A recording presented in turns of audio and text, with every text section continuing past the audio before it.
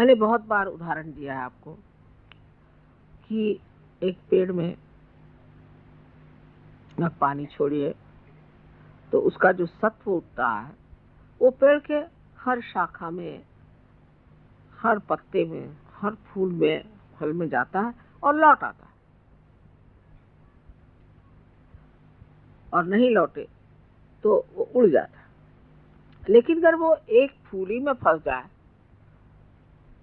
तो वो पेड़ भी मर जाएगा और फूल भी मर जाएगा। तो जिसे निर्वाज्य प्रेम कहते हैं, जो देवी का एक वर्णन में कहा जाता है कि उनका प्रेम निर्वाज्य होता है, कि वो किसी के लिए कुछ करती हैं तो फिर उन्हें ये नहीं ख्याल रहता कि ये कुछ किया गया या हुआ और इसने ऐसे क्यों किया और ऐसे नहीं करना चाहिए था या कुछ भी नहीं, हो गया गया खत्म, खत्म करो छोड़ो। वो चिपकता नहीं दिमाग में, रात दिन वही गुनगुन लगी नहीं रहती। कोई भी चीज में उलझता नहीं मन, क्योंकि वो करुणा के सागर में लीन हो गया। और करुणा के सागर में जो लीन हो जाता है वो बस अब कोई आ गया, उसको कोई तकलीफ लगता, बाबा इसकी तकलीफ ठीक कर दो। अब वो जाकर के बाद में छुरा लेके भी आए, चाहे कुछ करे, ये विचार नहीं आता। तकलीफ है ना, अब ठीक कर दीजिए, इनको ये परेशानी ठीक कर दीजिए। हालांकि मैं जानती हूँ कि कोई परेशानियों में कोई अर्थ नहीं है, लेकिन तो भी बहुत गंभीरता से उसको सुनती हूँ कि भाई क्या परेशानी बताओ, हाँ फिर ऐसा है तो फलाना है। छोटी छोटी चीजें भी कोई बताए। अपने अपने दायरे से लोग मिलते हैं, उनके दायरे में मैं नहीं उतर पाती, अगर वो मेरे दायरे में नहीं उतर पा रहे हैं तो ये उनका दोष नहीं, उनको उतरना चाहिए। उनको इसी दायरे में उतरना चाहिए जिसे करुणा कहते हैं। करुणा के लिए होती है, किसी काम से, किसी वजह से, किसी मतलब से, किसी रिश्ते से नहीं होती। कोई होगा बड़ा आदमी, कोई होगा छोटा आदमी, कोई होगा रास्ते पे पड़ा भिखारी, कोई भी हो। करुणा ऐसी चीज है कि वो जैसे कि कहीं आपने देखा है कि समुद्र है, कहीं भी गड्ढा हो जाए उस पानी भर देगा, कहीं भी कोई त्रुटि हो उसको भर देगा। इसी तरह से करुणा का स्वभाव ही है कि उससे देखा इनको तकलीफ, अच्छा चलो इसके आंसू पोंछ दो, उसके आंसू पोंछ दो, उसकी तकलीफ निकाल दो। वो इसलिए नहीं कि कुछ उससे मांगना है, लेना है, ये मतलब नहीं, वो सिर्फ इसीलिए कि वो स्वभाव ही है। पानी का स्वभाव, सागर का स्वभाव, तो वो स्वभाव होने के लिए, स्वभाव भी शब्द कितना सुंदर है। स्व माने आत्मा और आत्मा का भाव। जब वो आत्मा का भाव आपके अंदर आ जाए, सिर्फ करुणा, फिर ये सब चीज टूट जाएगी कि दिल्ली रहने वाले, बंबई रहने वाले, फलाना ठिकाना कुछ याद नहीं रहेगा, उसका महत्व नहीं रहेगा। और हर आदमी क्या है वो जरूर आपको याद रहेगा कि ये कौन है, इनकी कौन सी तकलीफ है, एकदम देखते ही याद आ जाएगा।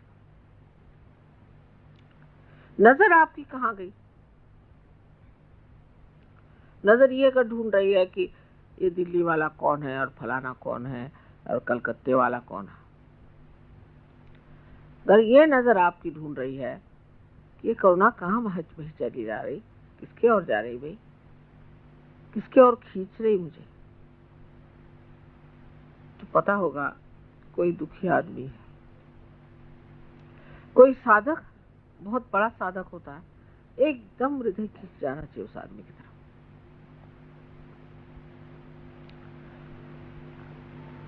और ये करुणा ही सब आपको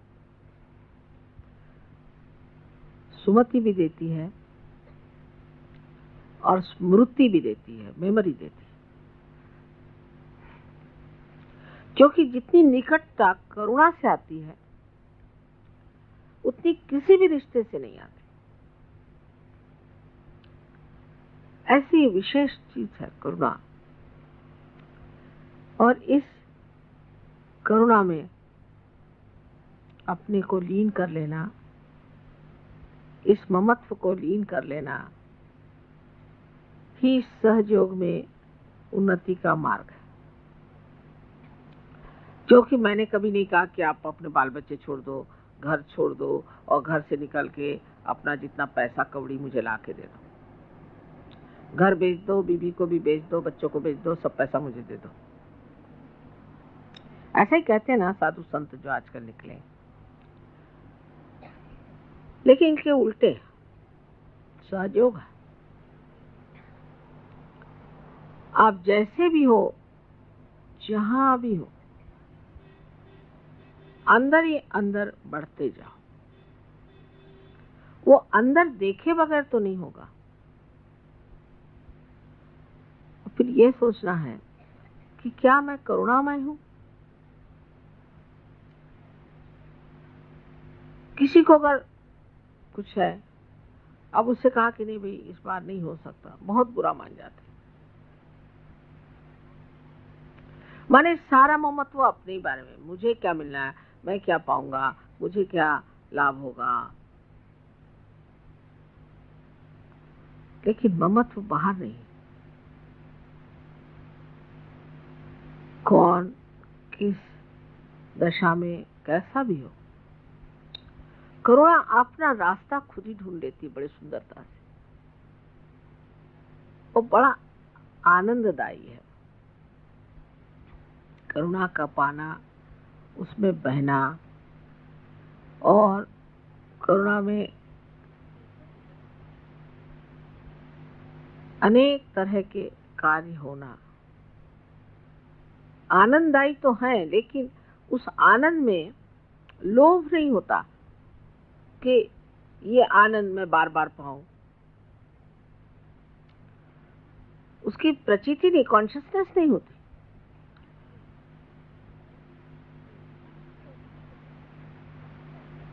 कर दिया हो गया। जैसे संगीत को सुन लिया, मजा आ गया, वहीं खत्म हो गया। उसी तरह से कोई काम है, कर दिया, खत्म, लीन हो जाती चीज। अब चौथी जो हमारे अंदर नाड़ी है वो अत्यंत महत्वपूर्ण है हृदय में। और वो चौथी नाड़ी कुंडलिनी के जागरण से ही जागृत होती है और लेफ्ट विशुद्धि से निकल के और मस्तिष्क में जाकर के कमल को खिलाती है। जब हमारा चित्त इन सब चीजों में लीन हो जाता है तो जैसे कि इस कमल में जीव आ जाता हो या इसमें कोई शक्ति आ जाती हो, या ऐसा समझ लीजिए कि जैसे कोई एक पौधे में पानी पड़ जाए तो वो जैसे अपने आप बढ़ता है, इसी प्रकार ऐसा शुद्ध चित्त जिस मनुष्य का हो जाता है उसके हृदय की कली खिलती है और वो कमल रूप होकर के सहस्त्रार में छा जाती है। फिर उसका सौरभ, उसका सुगंध चारों ओर फैलता है और ऐसा मनुष्य एकदम नतमस्तक हो जाता है,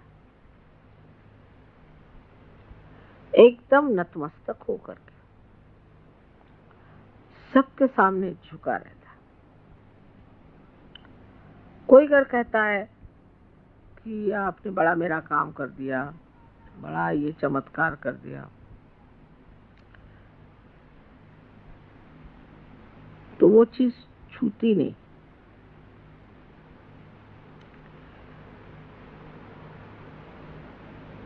जैसे कि आनंद की लहरें बाहर की ओर तट पे जाकर के नाद करती हैं किंतु वापस नहीं लौटती, उसी प्रकार जिस मनुष्य की ये स्थिति हो जाती है, उसका सारा कार्य बाहर निनाद करता है, आवाज करता है, उसका असर बाहर दिखाई देता है तट पर, उसके अंदर इसका कोई भी परिणाम नहीं आता, ख्याल भी नहीं आता, विचार भी नहीं आता।